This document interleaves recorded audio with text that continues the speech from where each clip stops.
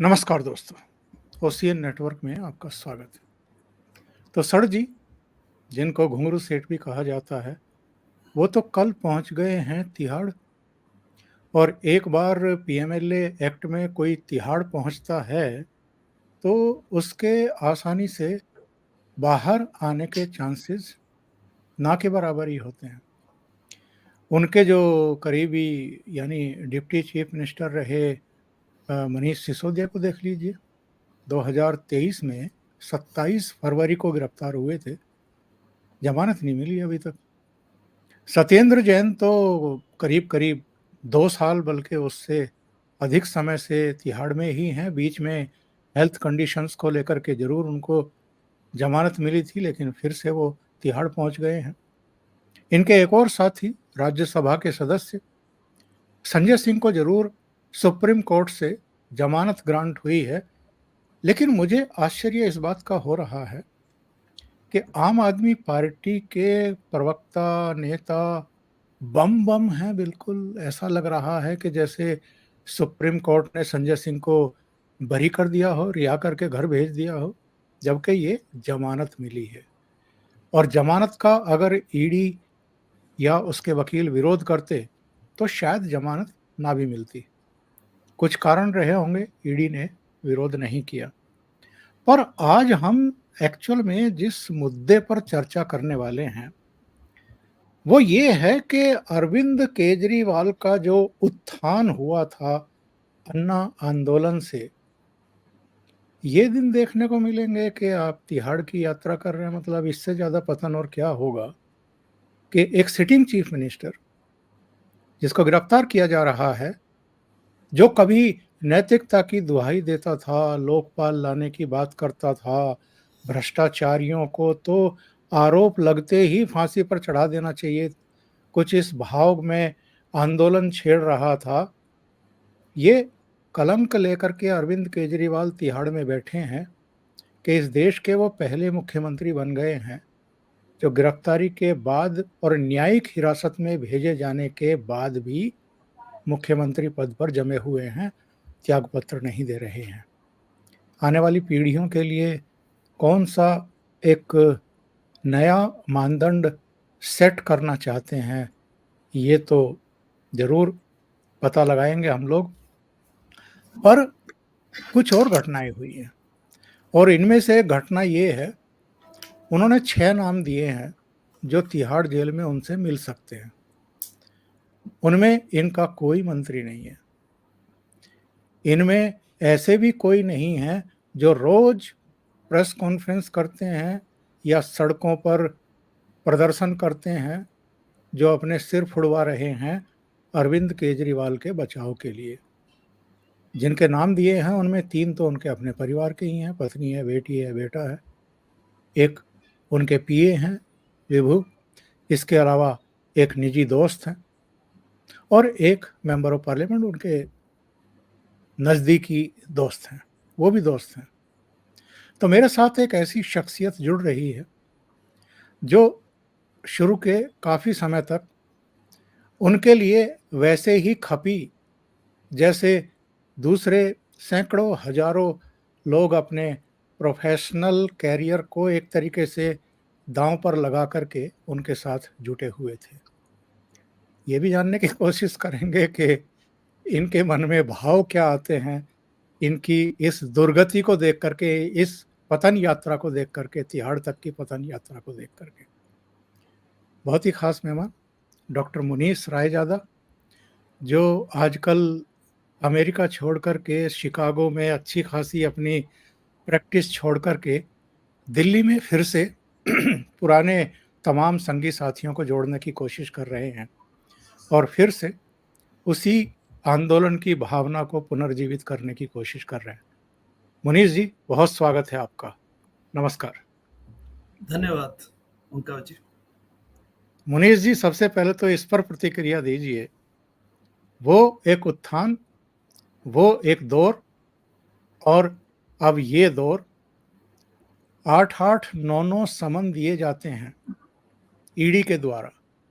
संविधान की शपथ लेकर के मुख्यमंत्री पद पर कोई भी आसीन होता है और संविधान का ऐसा अपमान कि आप जो सरकारी समन हैं, जो ईडी के समन हैं, उनकी इस हद तक उपेक्षा कर दें कि हाई कोर्ट तक पहुँच जाएँ कि मेरी गिरफ्तारी पर रोक लगाई जाए और हाई कोर्ट कहे कि नहीं, हम आपको अंतरिम ज़मानत नहीं दे रहे हैं, हम आपको राहत नहीं दे रहे हैं और उल्टे ईडी से पूछे कि अब तक इनको गिरफ्तार क्यों नहीं किया? अब तक इनके खिलाफ कार्रवाई क्यों नहीं की गई? ये पतन आपने उत्थान भी देखा है और ये पतन भी देखा है। वजह क्या मानते हैं इस पतन की? ओंकार जी, मैं रिवर्स गियर में शुरू करता हूं। हम लोगों ने जिस दिन ईडी ने इनको अरेस्ट किया 21 मार्च को, हमने भारतीय लिबरल पार्टी के प्लेटफॉर्म से हमने उस दिन दिल्ली में लड्डू बांटे और खुशी जाहिर की। नथिंग पर्सनल, कोई व्यक्तिगत मुद्दा नहीं है यहाँ पे। हम ये कहते हैं, करके दिल्ली को बेहाल, करके दिल्ली को बेहाल, चला तिहाड़ केजरीवाल। इन्होंने जो दिल्ली का प्रशासन के हिसाब से भी देख लीजिए, गवर्नेंस के हिसाब से भी देखिए, दिल्ली को इन्होंने बेहाल किया हुआ है। एमसीडीज के आप कूड़ा करकट की सफाई का मुद्दा देख लीजिए, पानी की व्यवस्था देख लीजिए, आप प्रदूषण की व्यवस्था देख लीजिए, जलवायु का देख लीजिए, कोई भी एंगल से आप दिल्ली को देखिए, दिल्ली पीछे गई है। मोहल्ला क्लिनिक का हाइप क्रिएट किया गया, लेकिन वास्तविकता कुछ अलग ही है। एजुकेशन और हेल्थ में भी काफी बुरी हालत है। लोगों को डे टू डे सफर करना पड़ता है, उनको स्ट्रगल करना पड़ता है बेसिक हेल्थ फैसिलिटीज के लिए।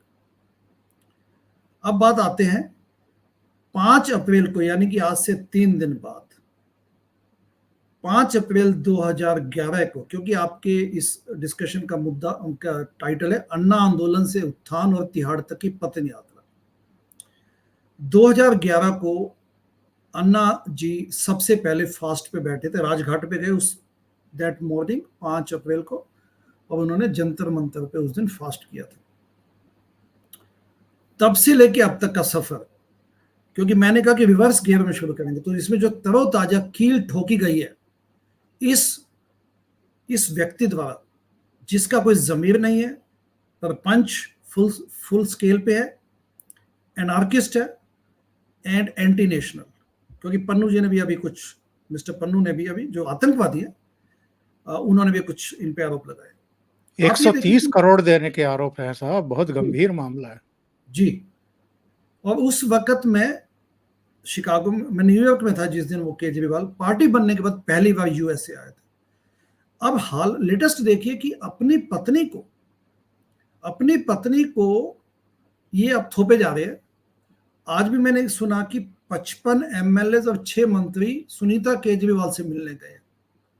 नपुंसकता की ये हद हो चुकी है कि हमारे कई एमएलए, मैं क्योंकि इस पार्टी का हिस्सा रहा हूं, आज मैं नहीं हूं, हमारे यहाँ पे कई ऐसे लोग हैं जो, ओमकार जी, अन्ना आंदोलन के समय के हैं और आज लेजिस्लेटर्स हैं, आज वो चुने हुए विधायक है। कई नाम गिना सकता हूं, 3 तो महिलाएं हैं, राखी बिड़लान दलित समाज से आती है, वंदना कुमारी, सरिता कुमारी, ये सब लोग अन्ना आंदोलन के समय के लोग हैं। सोमदत्त, सोमनाथ भारती, आपके सौरभ भारद्वाज, ऐसी अन्य कई, मतलब मैं सिर्फ उन लोगों की बात कर रहा हूं जिन पे किसी किस्म के घपलेबाजी के आरोप अभी नहीं है। इनमें से भी आज कोई खड़ा होने को तैयार नहीं है। 13 साल का सफर बीत चुका है। डायनेस्टिक पॉलिटिक्स किस लिए लाई जा रही है? इन्होंने हाईकमांड कल्चर को खत्म किया अरविंद केजरीवाल ने, जबकि हम कहने आए थे कि व्यवस्था परिवर्तन लेके आएंगे। पहले शुरू किया जन लोकपाल बिल से कि स्ट्रॉन्ग एंटी करप्शन मेजर लेके आएंगे, बिल लेके आएंगे, देश से भ्रष्टाचार हटाएंगे, निकलो बाहर मकानों से, जंग लड़ो बेईमानों से। चलिए कोई बात नहीं, वो भी ढकोसलेबाजी निकली। अन्ना जी को डंप किया और उसके बाद पार्टी बनाई। तब भी काफी लोगों ने समर्थन दिया कि कोई बात नहीं, कीचड़ में पांव डालते हैं, कुछ अच्छा करके दिखाएंगे। 3 सिद्धांत दिए। नंबर 1, फाइनेंशियल ट्रांसपेरेंसी, चंदा की पारदर्शिता, जिसके पीछे हमारी 8 साल की स्ट्रगल है। हम अरविंद को चंदा चोर बोलते, क्लियरली बंद करो ये गोरख धंधा, करो उजागर अपना चंदा। ये हमारी लड़ाई 2016 से, चंदा बंद सत्याग्रह के माध्यम से। हिसाब नहीं तो चंदा नहीं, इस किस्म के हमने स्लोगन्स दिए, हमने लोगों को आंदोलित किया कि आप हमारी पार्टी, यानी कि उस वक्त मैं आम आदमी पार्टी का हिस्सा था, तो आप चंदा मत दीजिए। नंबर 2, इन्होंने कहा कि हम हाई कमांड कल्चर खत्म करेंगे,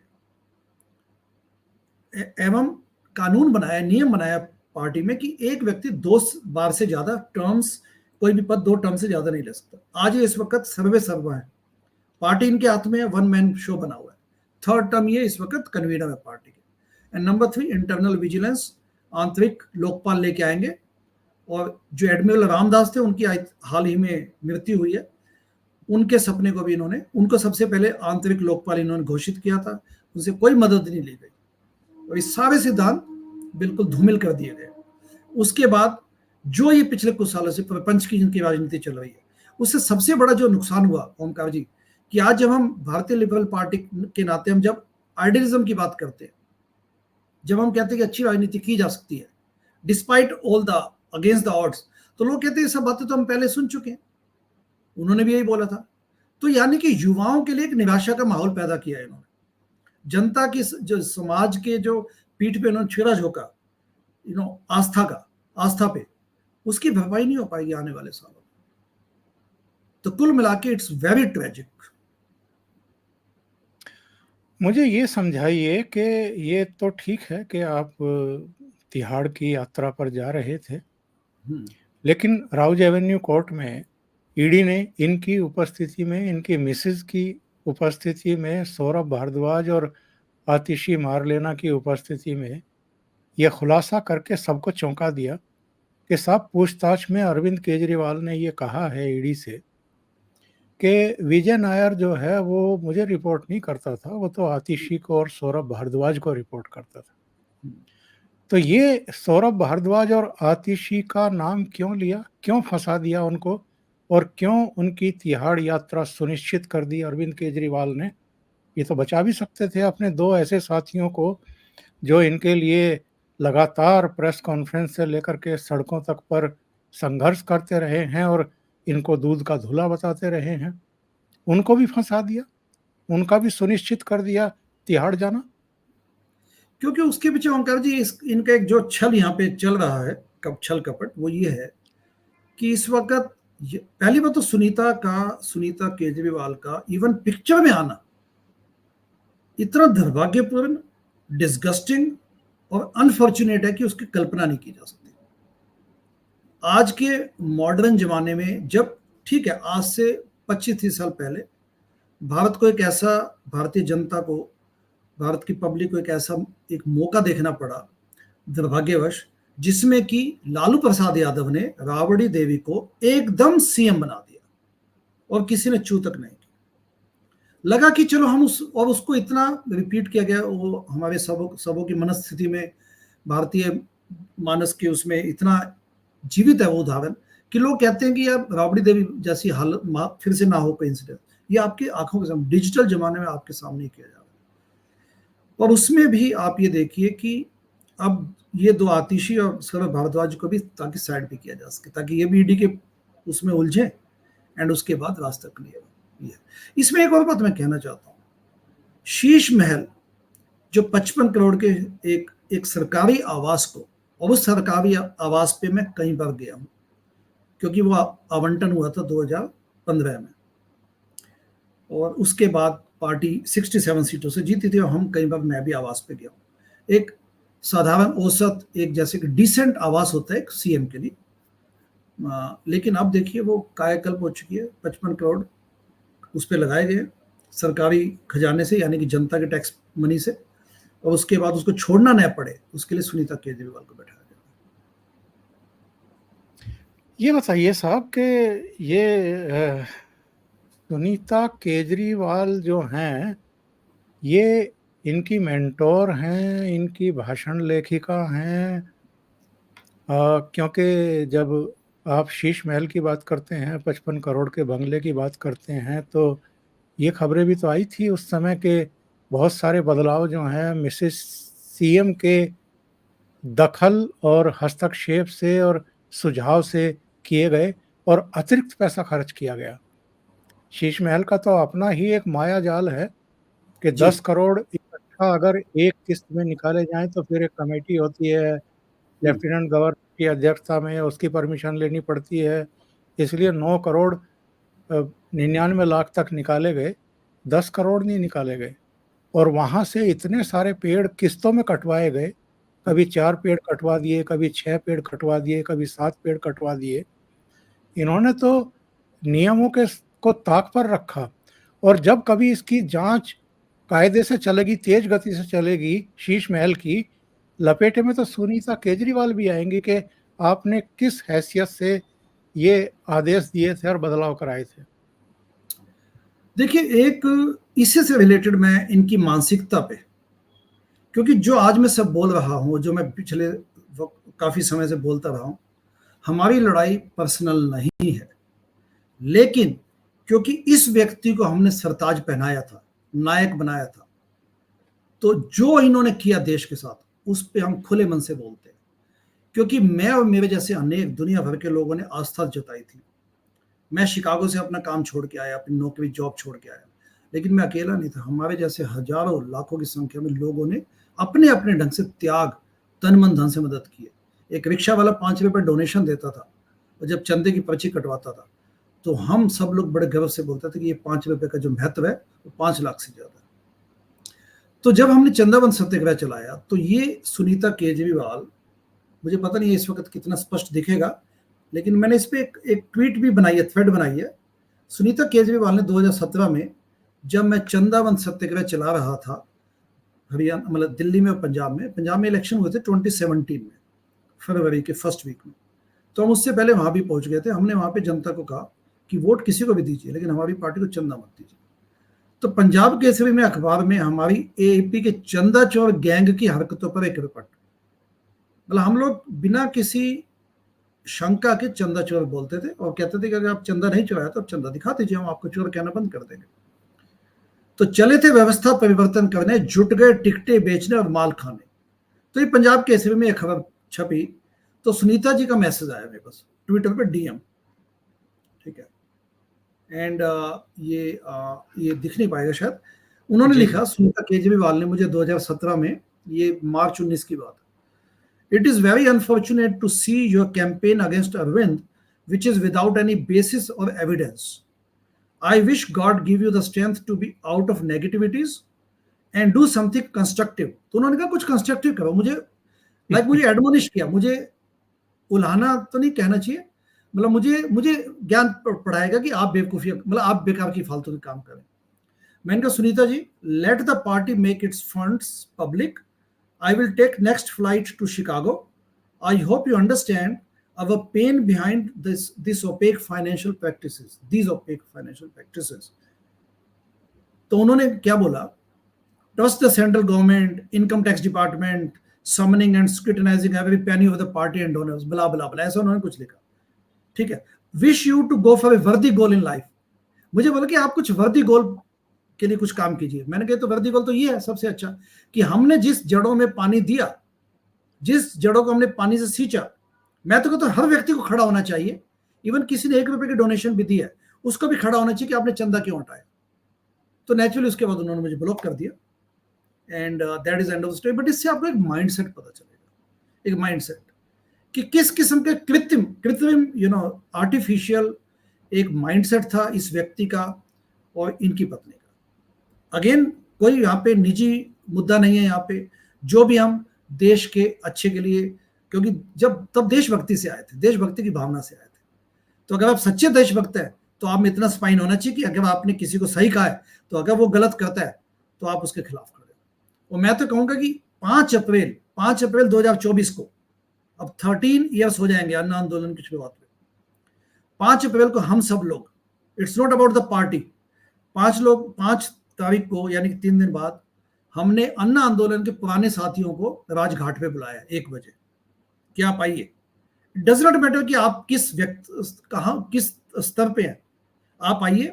आपने अन्ना आंदोलन के और काफी अपनी पहचान के हैं स्टेडफास्ट अन्ना आंदोलन के वॉरियर्स, हमने उनको बुलाया। उसके बाद एक प्रेस कॉन्फ्रेंस करने का हमारा प्लान है प्रेस क्लब ऑफ इंडिया में, जिसमें हम ये कहना चाहेंगे कि हम अन्ना आंदोलन को अन्ना आंदोलन समझ कर आए थे, न कि और भ्रष्टाचार मिटाने, और साथ ही साथ भ्रष्टाचार मिटाने आए थे, न कि भ्रष्टाचार करने।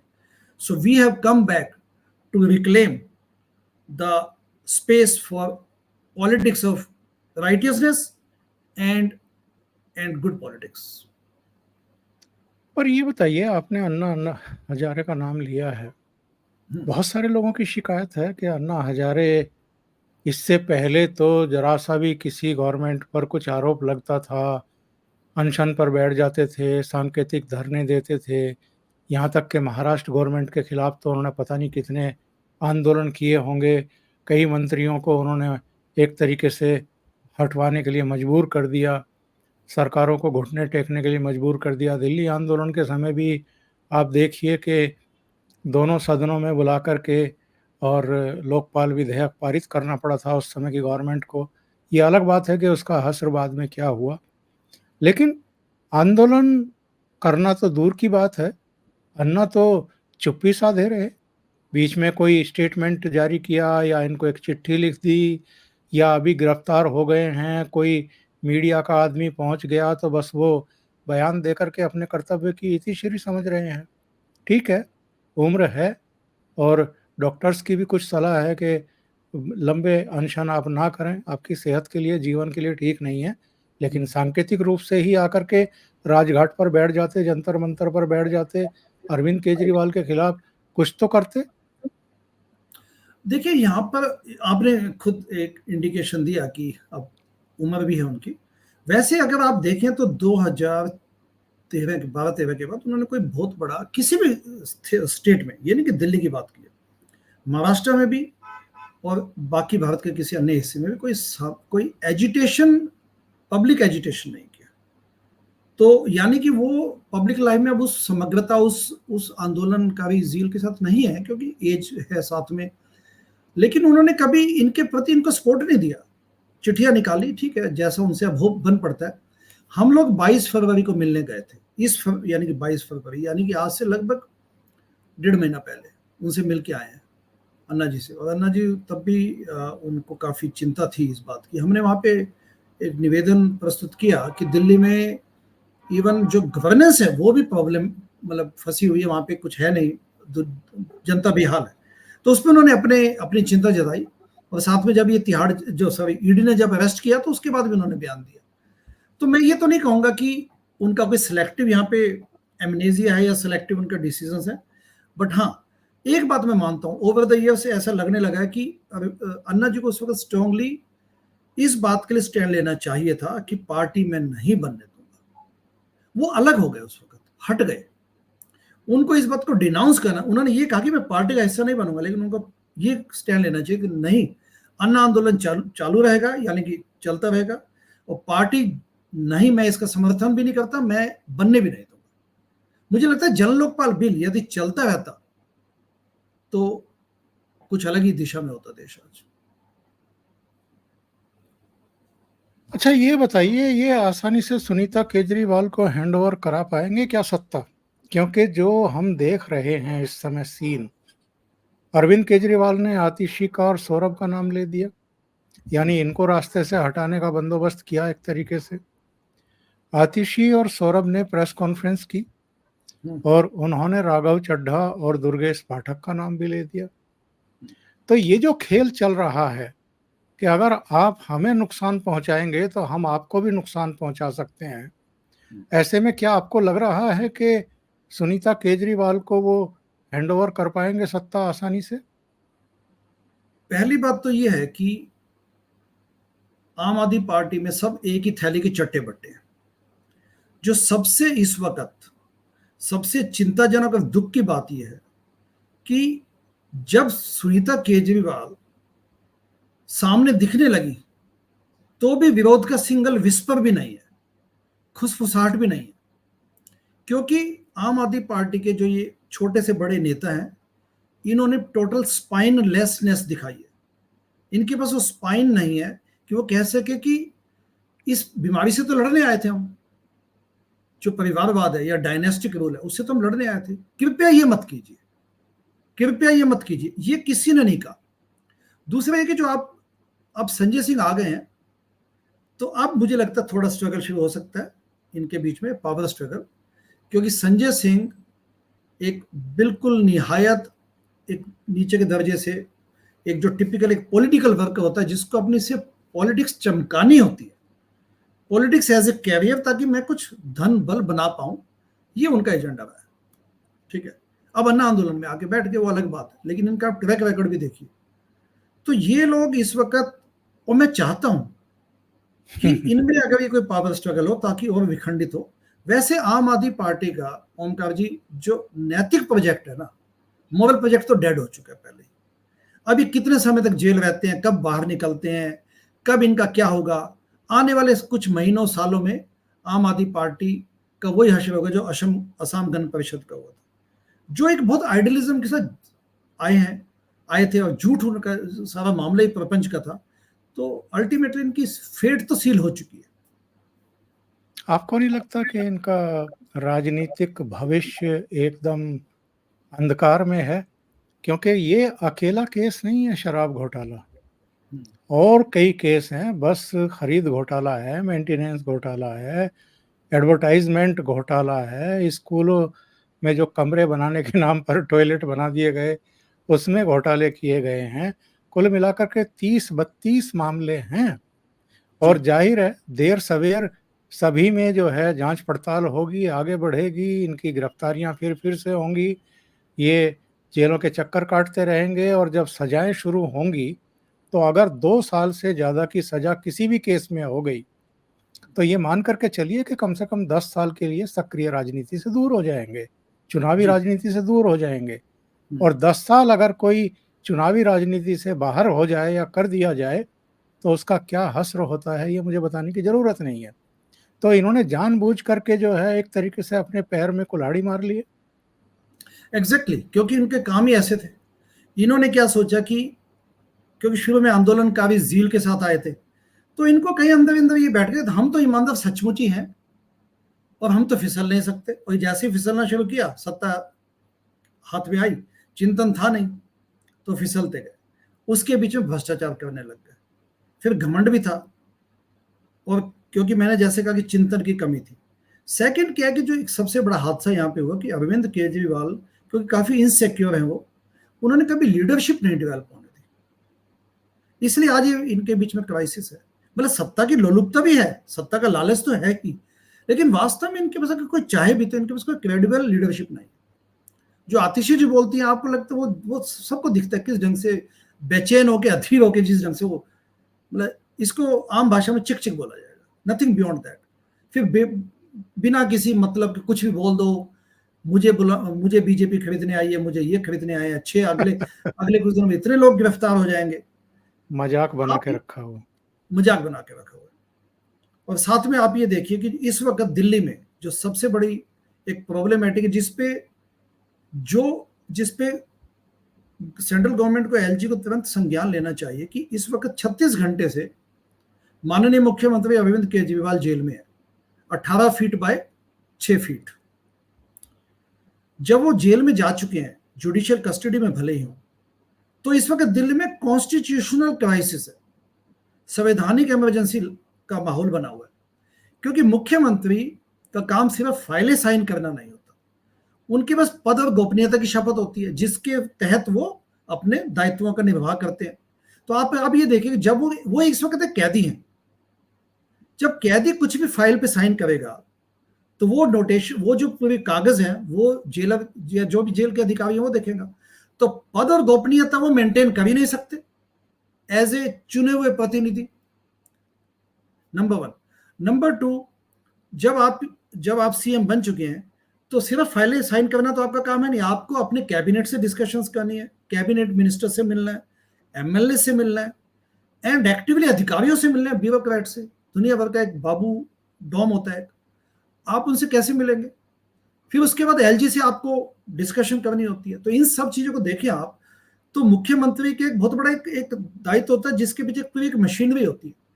तो जेल में बैठे हुए कैदी इस चीज को कैसे निर्वाह करेगा? तो मुझे समझ नहीं आता। हमने आज डिमांड की है भारतीय लिबरल पार्टी ने कि इस इमरजेंसी को ध्यान में रखते हुए दिल्ली में इमीडिएटली प्रेसिडेंट रूल लगाया जाए। लेकिन और वास्तव में बड़ी चिंतनीय मुद्दा है, every single hour, passing hour is a problem. Munir ji बहुत बहुत धन्यवाद जुड़ने के लिए और ओशियन नेटवर्क के लिए इतना समय निकालने के लिए। महत्वपूर्ण मुद्दे पर आपने चर्चा की। Thank you so much. Absolutely. नमस्कार। Thank you. Namaste.